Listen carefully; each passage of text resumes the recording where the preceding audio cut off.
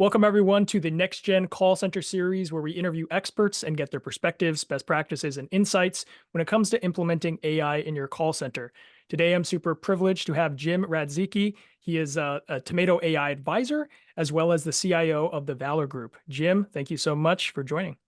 Hey, Chad, really glad to be here. Thanks for having me. Absolutely. So for folks that are, tuning in for the first time and want to get to know you, can you tell us about your career? As I understand, it kind of spans decades now Yeah, in it the call started when center I had space. hair. It started when I had hair back in the day.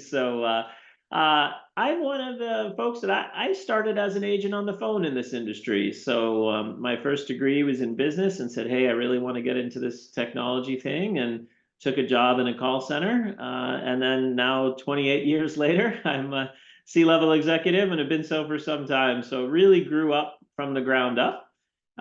Started, as I mentioned, on as an agent taking calls for telephony companies, and then within the first year jumped into the IT path. Uh, Really followed through almost exclusively working on customer interaction, integration with the CRM systems, integration with IVRs, and then progressively through the career made my way up to the CIO levels, and then have been there for the last 15 years or so. Been at that CIO level within the organizations. That's great. Thanks for sharing that context. So Sure. since you've seen, so much, across the years here, as we move into 2024, at a high level, can you share some dominant trends that you currently see in the BPO call center space? Yeah, it should not be a surprise to anyone, right? You can't open anything without seeing the two main letters right now, AI. But in particular, there's a huge, what does this mean to the BPO industry? A lot of folks focusing on, is the human in the loop completely gone? Am I going to replace everything, right? The scare of what is AI going to do to everything? I'm never going to talk to a human again. What does that mean to us investors? Looking at the industry now, saying, "Hey, should we be investing in this? Should we be running from this?" Customers looking at it like, "Hey, I need a strategy that includes this." BPOs saying, what do I need to do? Do I need to build my own? Do I need to go partner with someone? What's the best way for me to get this?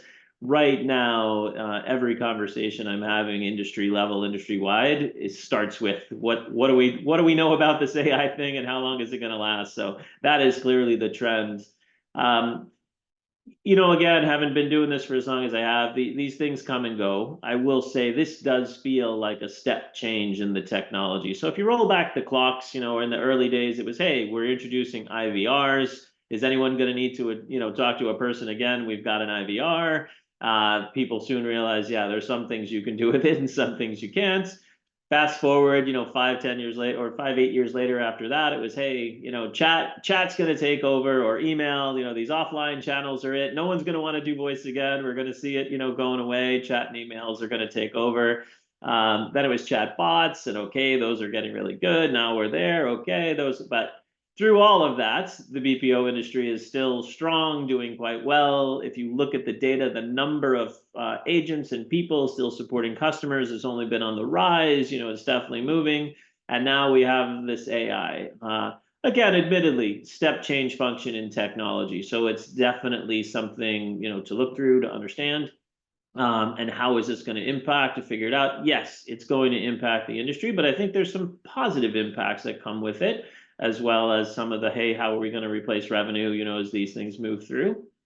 I guess I'll just settle in on the problems are only getting harder to solve. What we are asking an agent to do when that phone call comes in is getting way more difficult from when I was sitting there answering a phone, back in the day. Now it's 15 different systems and 150 apps, on the device they're trying to do. And trying to do that without some sort of AI assistant is nearly impossible. So I think there's some real benefits to it coming into the industry as well. Yeah, absolutely. So you kind of spoke about the step change as we've seen technology progress into the call center space over the last several years. So can you kind of talk about like how have call centers typically approached adopting new technologies? Like what do they look for? How do they evaluate these things? Yeah, I'll take a step actually, probably from the client point of view as well, right? And who they look for. Whenever there's a significant change, and actually you can use COVID as an example because many BPOs did not have a huge at-home, presence, at-home capability and stuff. And then almost overnight it was, hey, we've got to go to at-home. BPOs become one of the first places that those providers look for to say, hey, how are you going to solve this problem for me? As the problem arises and comes through. And we in the BPO industry tend to have a very broad view of the client base, very across many vertical sectors, right? What are people doing? What's happening in banking with this technology? What's happening in healthcare? How these different places are interacting. So when it first gets introduced, any technology, even AI, one of the first things the customers do is, they're looking under rocks and they're going to the BPOs and saying, hey, what is this thing? How can we use it? What can we implement it? I advise many of my clients today, and my direct customer will bring me to their board and say, hey, please explain what this AI thing is. Please explain the capabilities and such. So first, BPOs being that consultative advisor to the client about what does it really mean? What can we do with it? What can we not do it? What's real and what's not, about what's happening right now. So that advisory service is definitely key right out of the gates with it. Then after that, the BPOs themselves really have some options to take. If you're a BPO with a strong technology presence, strong technology organization, you might look at, hey, how can I build and implement, some of these myself? Clearly partnering with organizations out of the gate to really understand how is this technology going to fit in. So I think that's, step one, getting in the door, being that advisory person, understanding what's happening, piloting the technologies, working with the vendors on them and stuff to say, working with clients and vendors to work through and say, hey, we've got a good use case for this. Let's get it in there. Let's get the results, back. Let's show, is it really working? And then again, I'm going quickly down the path here, but continuing to be that advisory. None of these AI solutions today and none of the technologies tend to work. You don't just take them out of the box, put them in the seat where the agent used to be, and then just let them loose and they run. There's a lot of continued care and feeding that goes into it. So again, being that advisor and continuing service provider to make sure that technology stays relevant is important, and that's BPOs play a huge part in that as well. Yeah, absolutely. We'll definitely get more into the weeds with AI as we progress in this conversation here. But before we start talking about AI, are there any other specific challenges that you see on the horizon as we move into this next year that, you're either hearing from, other industry folks in the call center space or BPOs? Some of these standard questions that are still out there and have been out there a while, where to get good talent, where to get good resources. Is India overtapped? Is the Philippines overtapped? Where's the next location of these? How can I leverage the, different parts?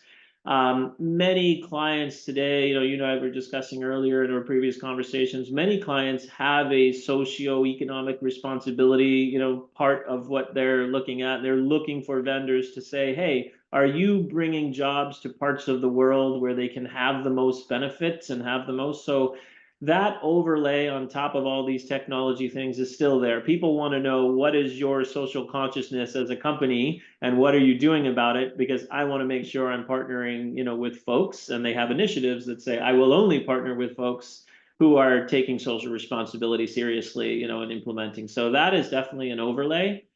I've also seen a lot of contracts coming in saying to BPO providers, I need to see you investing in innovation. I want to know that part of the spend that I have with you is coming back to me in the form of innovation. I want to know that we're not just doing the status quo, we're not in there. I'm looking, sometimes that'll be a clause like efficiency gains or, or yes, there's an innovation fund that we can go after. So various different ways to contract it in, but the conversation is very much not a, let's just do this and match only the KPIs. We're contracted to do better. We're contracted to bring efficiencies, into the organization.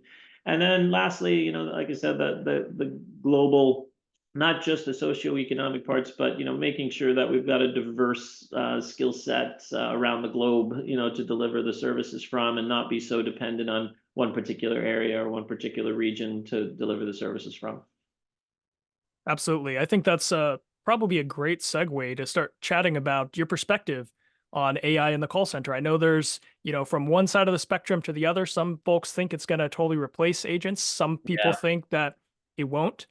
So where do you stand in that spectrum? Yeah, I stand in the it is an opportunity for sure, and there's multiple different opportunities for BPO in this. And per your, the initial conversation we started with here, that these technologies have definitely come about. Waves of technologies have come, and this is another wave of technology.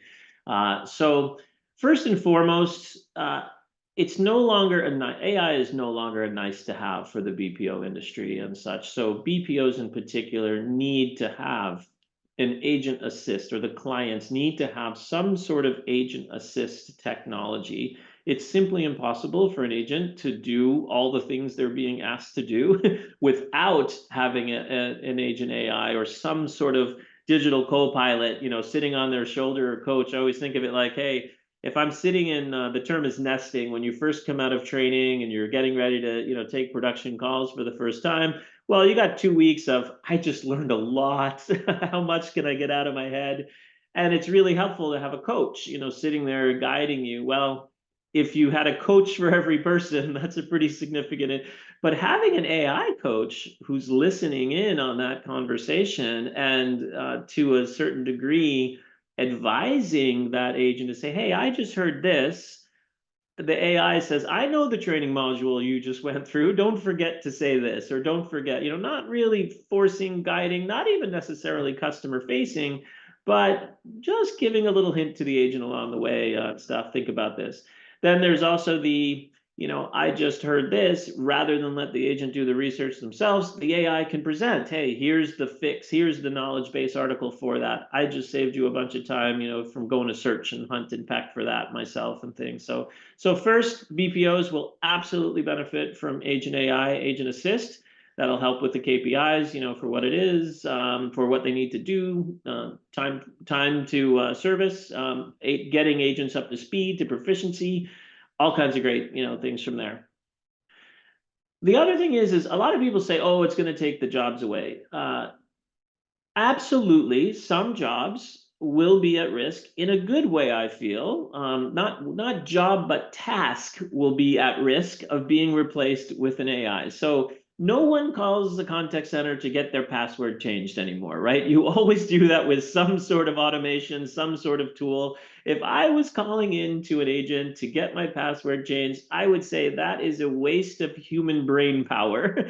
I don't want that human actually doing that task. So as the tools have now gotten better, just like it used to be, automated or robot or IVR or chatbot or things, now that I have AI, more of those tasks that don't necessarily require a human, but can be offloaded. So that's going to free up that human to work on the much more difficult tasks.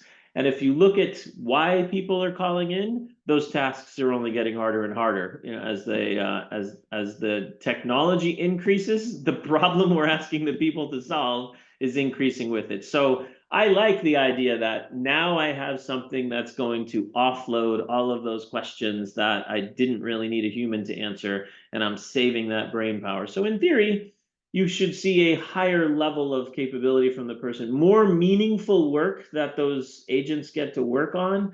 More meaningful work usually means less attrition, more higher retention that comes with it. So you should end up with a more fruitful, employment experience, because a lot of that other stuff is coming. And then lastly, what a lot of people don't think about, AIs don't just work out of the box. They have to be trained. Data labeling, a big portion of that, right? How do I know that that AI is doing the right thing? We'll get into a strategy of where do you deploy it first and stuff, but how do I know that AI is doing the right thing? Well, it needs data to be trained on. And at some point in the process, a human will say, yep, that was right or that was wrong. Did I answer this? Did I not? And that varies where you are in the world, how you answer something, how it's said, the terms you use, the AI needs to react to a context sensitive answer and what's in place. So there is maybe not one right answer for it. BPOs are super well positioned for the global reach, the communities that they operate in, the locations that they are, access to resources around the globe that can help train those AI engines Some BPOs out there actually have AI training services. They've already expanded their portfolios, into those areas to provide trained data labeling and AI training services. So there's a big piece of that, and for now, primarily consumed by hyperscalers. But as enterprise levels need more of that service, and then eventually large businesses need more of that services, there is no shortage of data models that are going to need training, and humans are still one of the best to say, yeah, that's what we want this thing to react to or not. So that is a part of the AI model that many don't look at and say, yeah, they think of take it out of the box, put it in the seat where the agent used to sit and let it run. Yeah, there's a lot of training that happens to get these things going. And then on top of that, the ongoing change to the right, continually training, just like human intelligence, AI, and artificial intelligence also needs to be constantly learning about the environment, constantly learning what to do, and BPOs are in great positions to give that feedback to them as well. So stood on a soapbox there for a second, but those are three, big places, big impacts, that I see and really become opportunities for BPOs to lead in that front. Yeah, that was amazing context. I also wonder, and we were talking before we started the podcast, kind of talking about the agent experience, and from you starting when you started in the call center space, actually answering and making calls, what has the agent experience kind of evolved into? I'm sure you talk to folks on the ground floor occasionally. Like, how transformative has things like agent assist been Yeah, for them? there's a really interesting data point that and it was a side effect of a study that really, I think, tells the point. So it'll sound like, wait, where's he going with this question? But let me explain. We were running a pilot with Agent Assist, and the pilot started to expand it. It's primarily around just compliance and guidance to make sure that the agents, and we focused on folks that were just coming out of training, to help them with very complex tasks. Or particular tasks that had high transfer rates, that the agents were clearly struggling to perform. So deploying it, we had okay, our KPI is going to be, did we see this particular metric shot? Did we see transfers go down? Did we see tickets? When we actually studied those groups, agent retention was higher. So with those agents that had an agent AI assist with them. So in a nutshell, the employees were happier for having that tool, and as such, they did not attrit the company. What a wonderful side effect, So not only can I say in a survey, yeah, they're happier, but they're staying at the organization because of it. We also took that even a step further and said, well, what if we shut the AI off, right? Is this still good? Is it training? A lot of people will say, hey, agent assist is great, but you get an agent who's well tenured, they may not need it, anymore and such. What we found is after the agents who were trained and nested with AI, if we took AI away from them, they still outperformed the agents who never had AI to begin with. So just the, introducing and guiding those best practices so early on in their process of learning had long-term effects. So they're sticking around longer and they're performing better, even if we only kept that AI agent assist experience. Obviously, if you're in a high change environment, having that assist agent or that agent assist capability further down the road, super helpful because you can make changes to the workflows a lot easier if the agent assist, is in place with it. So, and then so many of these tools are getting really good. If you add to agent assist things like gamification and others, a funny story, we had an agent and we just hear the agent laughing and clapping and we're like, what's happening over here? Well, our agent assist tool has a little, when you met a compliance, it would give a little explosion and a little fire, confetti and fireworks. The agent absolutely loved it. Whenever they saw the little fireworks, they were laughing and clapping and really excited. So the gamification in conjunction with the agent assist, great combination. And as I said, at the end of the day, if your employees stick around longer, that means they're pretty happy and they feel pretty supported, in their job and stuff. So great effect we did not intend on tracking in the beginning, but now we do. Are folks happier with it? Yeah. Well, I think speaking of like improving agent experience and creating, or implementing force multipliers for the BPOs. For some of kind of the newer leaning AI technologies like voice generation, how are BPOs kind of perceiving those?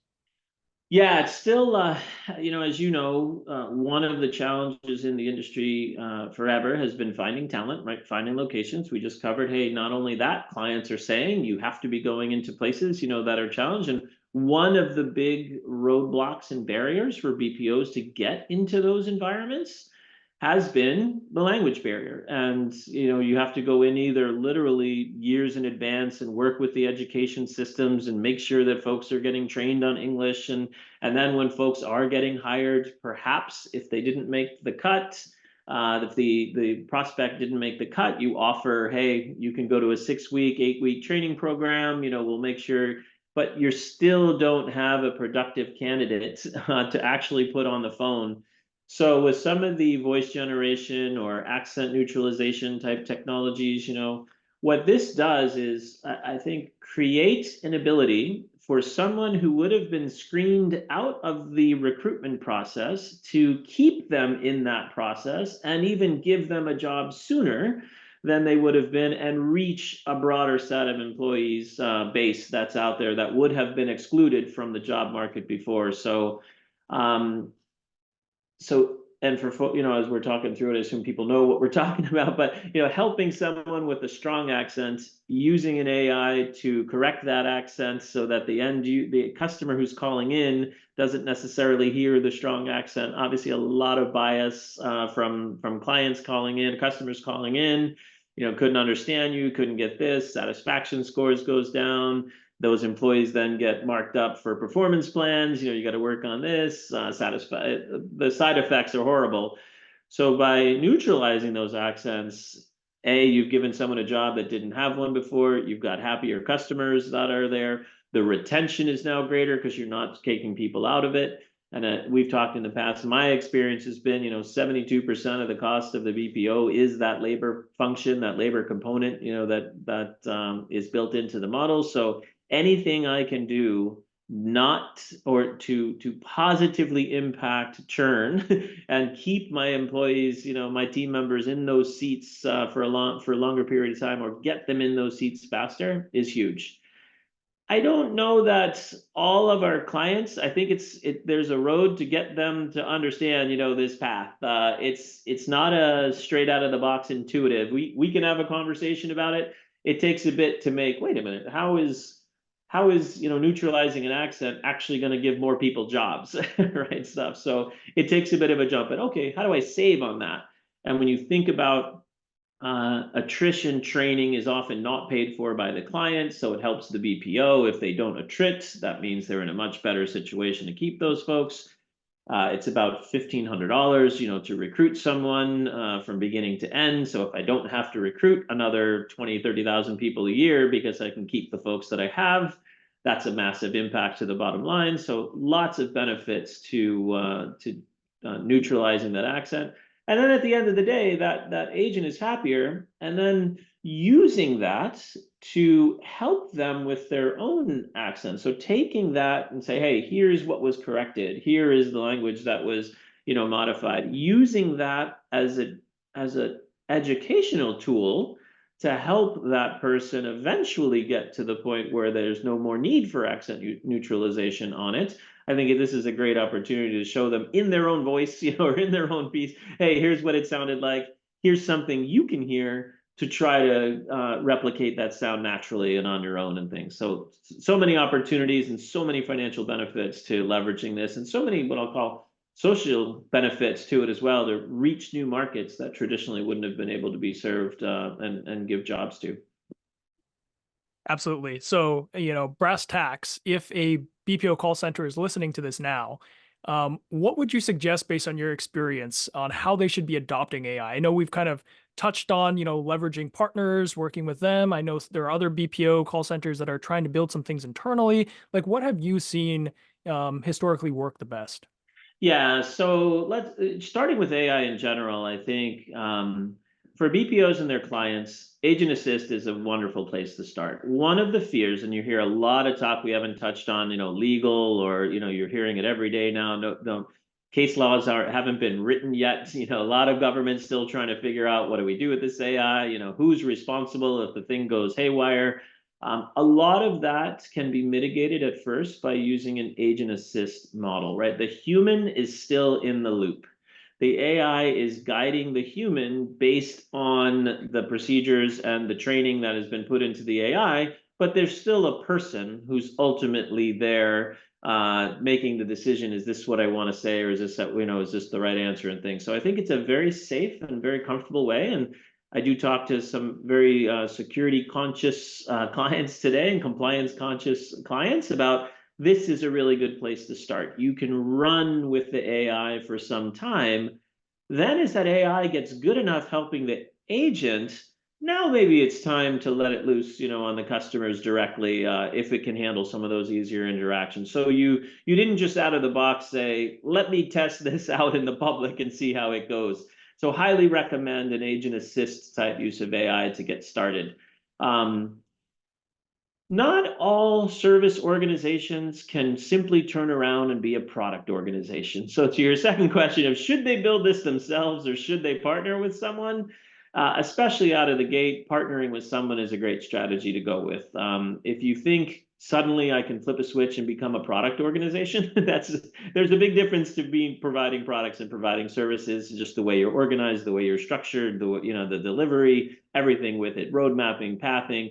Unless you're an organization that truly has separated and said this is the product team and this is the services organization, it's tough. It's tough for groups to say I can do both, right? And be that. Some are trying for sure, don't get me wrong, and some are making some decent products, out of it. But at least to get started, partnering with someone who's gone through the pain and built the product and got the product piece down, and then starting. And these technologies change fast. So unless you're willing to invest in that product to keep up on it, keep moving it better, keep getting it stuff, I think a partner strategy, going to market that way. And then the flip side of it is BPOs are often seen, per our opening conversation, clients come to a BPO to understand the landscape, not to pinpoint one necessarily, or they might say, hey, tell me about the 5 different products that are in the marketplace now. So having that experience and perhaps implementing 2 or 3, BPOs don't always get to dictate the technology. Sometimes a client will say, you have to use this, you must use this. Most of the time they say. So a BPO is in a unique position of having touched and worked with multiple vendor product technologies and stuff, therefore can hook their wagon to 1 or 2 or 3 of those and say, hey, we're going to focus on implementing or being good at implementing these particular technologies. And then, yeah, maybe we also have our own, in there in case one of these others don't fit, the model and such. So for BPOs in particular, I think a blended, yes, you can have some of your own technology, but absolutely partner strategy is key. And for folks who are not product organizations, you definitely want to go down. You definitely want to go down and look at the marketplace that's out there today. Certainly. So to your point, it definitely sounds like customers are definitely looking for a thought partner, not just another BPO call center that can provide XYZ services. They're really looking for that degree of subject matter expertise on a variety of these AI platforms, right?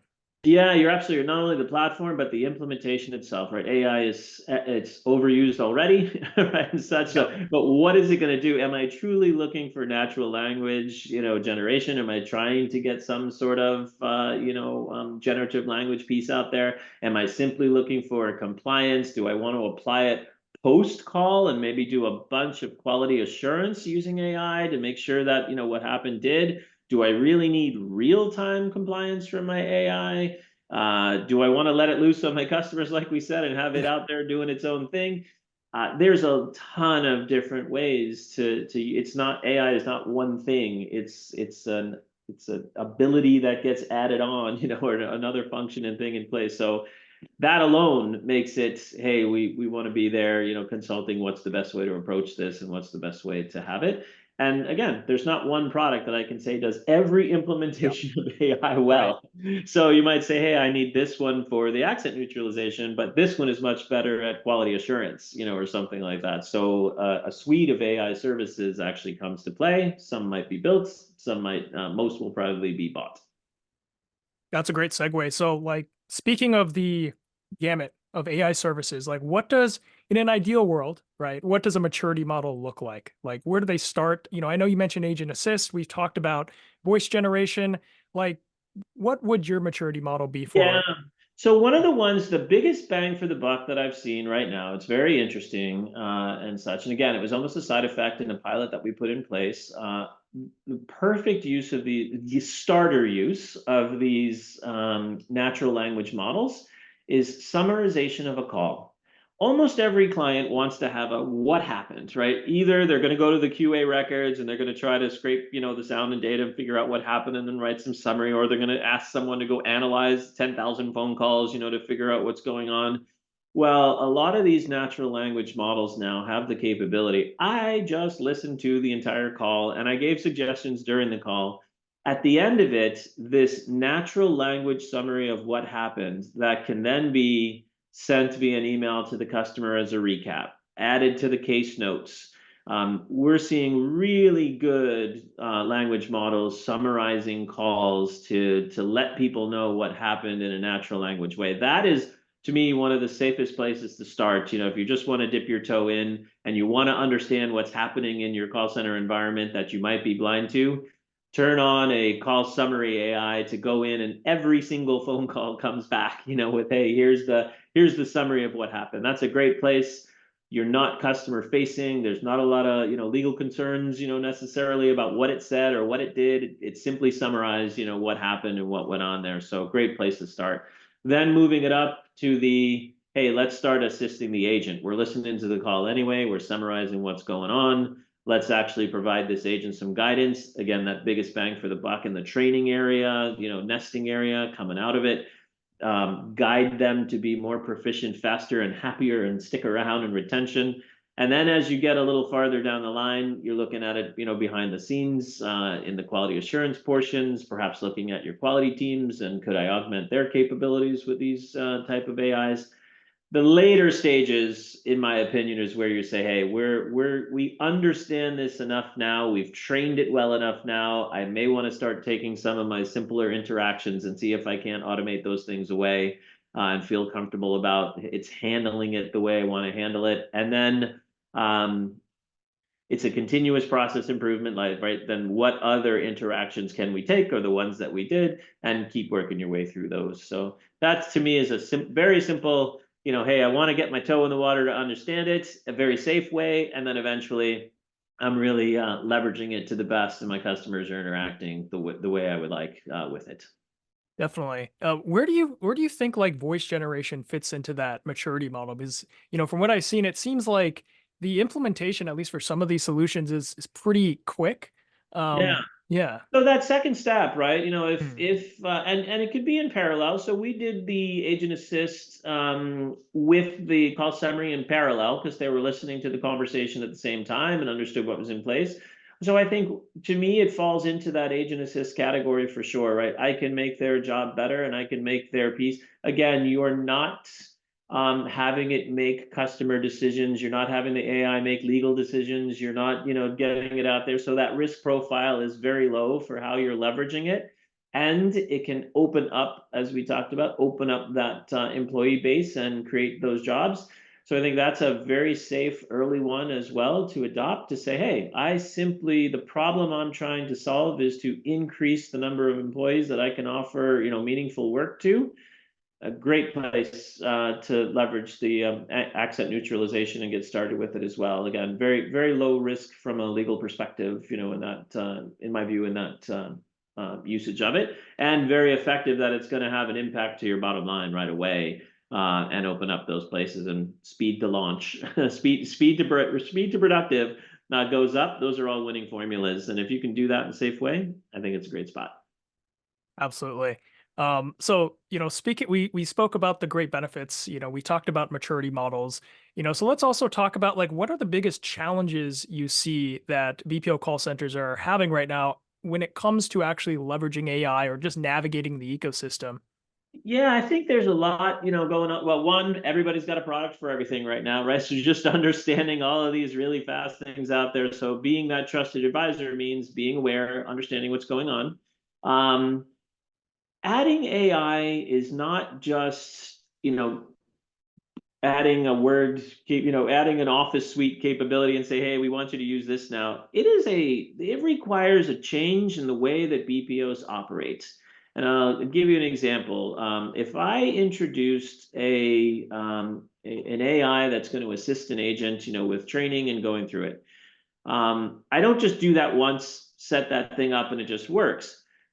There was a change to the trainer. There's a change to the supervisor's role. They now should be interacting with that AI, training that AI every day. So the simple example that I usually give is, if during a training session there were 5 questions that were asked, in the past life, the trainer would have asked those 5, and most likely in the next training class, those same 5 questions were going to be asked. They got to the production floor, those same 5 questions. Well, my job now in an AI-enabled BPO should be, at the end of the day, I go to the AI tool and train it to answer those questions that it didn't know before. Every time someone raises a hand, that comes with it. And now the AI just got better. That has to be ingrained in almost every position now that's leveraging AI.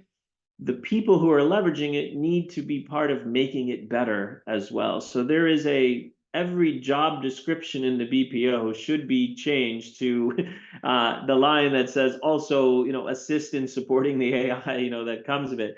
If I'm a QA analyst and looking at it and I see, hey, the AI is not catching this, I need to, at the end of the day, start of the day, help retrain that so that I can get there. So just using those simple examples, and you can extrapolate that out, BPOs need to understand this is not a one and done, and clients need to understand this is a new way to operate, leveraging these tools. It's not a one-time put it in and we walk away.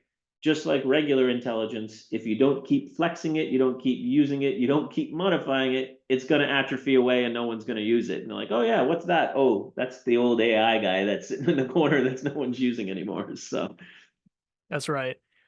So, I remember in a previous conversation, we also spoke about, as BPOs, call center BPOs go to market with these AI solutions, some of them are thinking that business models may change potentially. So should they be baking this into the existing agent rate? Should they be offering a separate service? Like, how should they be going to market here? yeah, it's a great question, and such. So the buyers of BPO services, lots of conversations about different pricing models, right? All the time there's a conversation about, hey, can we do it transaction based? Can we do it based on pay per performance? I want a fixed price, I need a production hour, lots.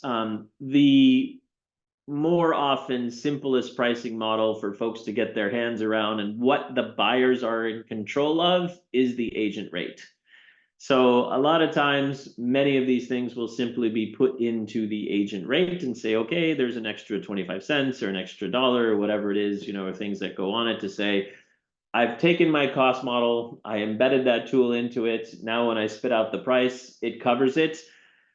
Most of the time, that's the kind of conversation you're having with clients. Again, back to that product organization. If I'm actually selling the service, you might, in an ideal world, separate that out and say, this is your cost for the agent, so that I can have a apples to apples comparison with others. And here's my add-on, for the technology service that comes with it.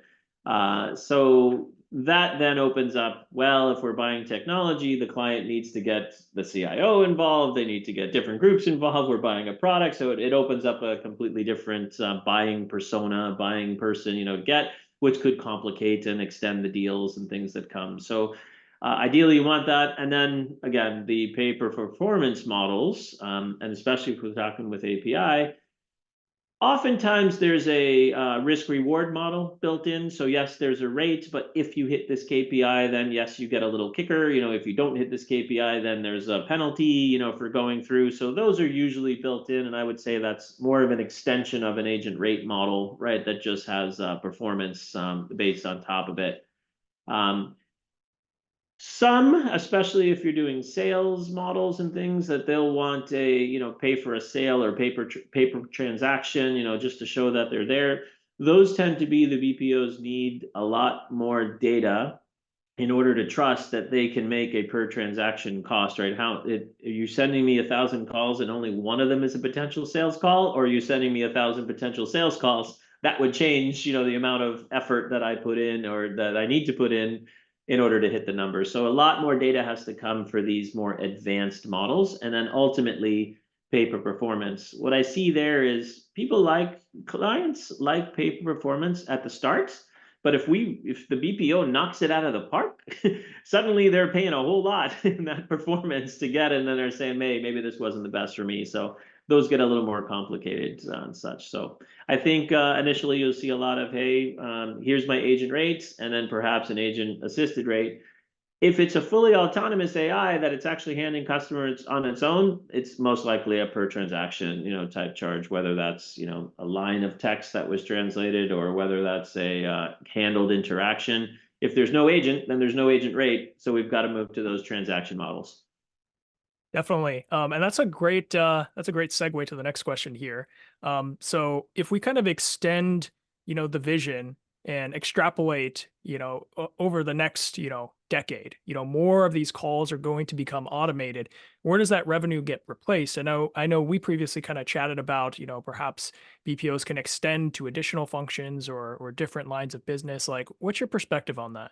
Yeah, and again, I think the best way to learn about the future is to look at the past, right? And as we talked about, that there have been major technology changes in the organization or in the BPO industry throughout. I think this is similar, that again, those problems will get more complex. What people are asking business process outsourcers to do will shift the type of work that they're asking them for, and there's no shortage of work within an organization. It's interesting, we think about BPOs about only doing customer care. The reality is they do a lot more than customer care. There's the tech support side of things, there's a sales side of things. And then if you think of the actual definition, BPO, any business process is actually, something that could be outsourced and leveraged for BPO providers for. So I think as the capabilities of those BPOs increase, as they start leveraging the AI functions, as yes, we start to look at how is AI being leveraged. One, they're in a great spot to be the SME. They're in a great spot to be those folks that will continually train the models, whether it's an explicit data labeling function or whether it's just, hey, we operate this AI better than others operate this AI. Or again, extending into new lines of business, or as folks say, hey, care's going pretty well now. Why don't we give a different line of business or a different function for these folks to do? I recall in the days, BPOs would do expense reports, behind the scenes. Any transactional based type functionality could replace that stuff as you free up that human to be doing more complex tasks. Yeah, sounds like an exciting next several years here in this space. So last question I always like to end off with, as someone such as yourself that's kind of sitting on the front line and really driving this transformation, at the end of the day, what keeps you motivated? What keeps you inspired? Yeah, to me, although it's such a technology conversation we had, it's the people side of it, right? It's the how is this technology going to make someone's life better, right? How is this going to make it more interesting? How am I going to use this? Whether it's the client calling in who would have had to, wait for an hour and a half on the phone, in some bad queue to get there, that now they don't have to do that anymore. Or if it's that agent who was struggling and really worried, that they might lose their job because they're not performing, who now does it, better because they've got some agent assist. That story of the agent clapping, and smiling every time, that is technology with a purpose for me, that we just made someone really happy, in what they're doing and what their job is. That's what keeps me going, for sure. And seeing how these things get used and how they're done, and yeah, there's challenges that come with them, and then someone breaks it and breaks the challenge, and hey, now we're past it. So loving to see just how these things get implemented and how people are using them. That's the exciting part for me, for sure. Absolutely. Love that, Jim. Well, hey, Jim, really appreciate your time. Thank you for coming on and sharing your insights. Definitely love to have you back on in the future. Always willing, Chad. Really enjoyed it again. So enjoy the weekend. Thanks so much, Jim. All right, take it easy. Bye.